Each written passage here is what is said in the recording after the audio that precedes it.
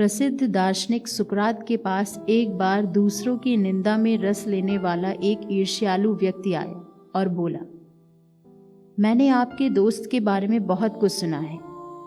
सुकरात उसे बीच में ही रोकते हुए बोले, ठहरो, आगे कुछ बताने से पहले एक छोटा सा परीक्षण कर ले, जिसे मैं 3 छन्नियों का परीक्षण कहता हूं। इसमें पहली छन्नी सत्य की है। क्या तुम दावे से यह कह सकते हो कि जो तुम बताने जा रहे हो वह सत्य है? व्यक्ति ने कहा, नहीं, दरअसल मैंने सुना है कि। रुको, इसका अर्थ यह है कि तुम पूर्णतः आश्वस्त नहीं हो। चलो अब दूसरी अच्छाई की छन्नी का प्रयोग करते हैं। मेरे दोस्त के बारे में तुम जो भी बताने जा रहे हो, क्या उसमें कोई अच्छी बात है? व्यक्ति ने कहा, नहीं, बल्कि वह तो। ठहरो, इसका अर्थ यह है कि उसमें कोई भलाई की बात भी नहीं है। खैर, अंतिम छन्नी का परीक्षण अभी बचा है और वह है उपयोगिता की छन्नी। जो बात तुम मुझे बताने वाले थे, क्या वह मेरे किसी काम की है? व्यक्ति ने कहा, नहीं, ऐसा तो नहीं है, लेकिन।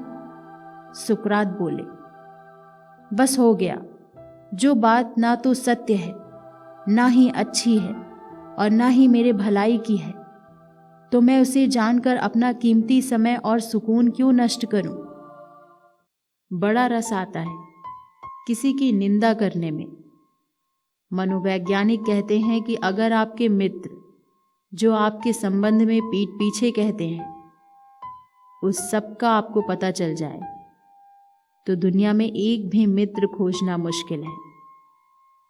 आपके मित्र आपके पीठ पीछे जो कहते हैं, अगर आपके सामने कह दें, तो दुनिया में मित्रता असंभव है। लेकिन पता तो चल ही जाता है और मित्रता सच में ही असंभव हो गई है।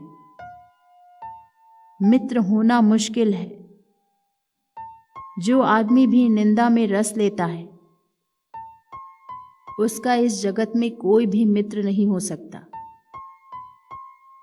जो दूसरों को नीचा दिखाने में, बुरा व ओछा साबित करने में अपनी शक्ति लगाता है, वह भले ही अपने मन में सोच रहा हो कि वह अपने को अच्छा सिद्ध कर रहा है, लेकिन वह इस कोशिश में बुरा ही होता चला जाता है। भले आदमी का लक्षण दूसरों में भलाई खोजना है, और हम जितनी ही दूसरों में भलाई खोज लेते हैं, उतना ही हमारे खुद के भले होने के आधार निर्मित होते चले जाते हैं।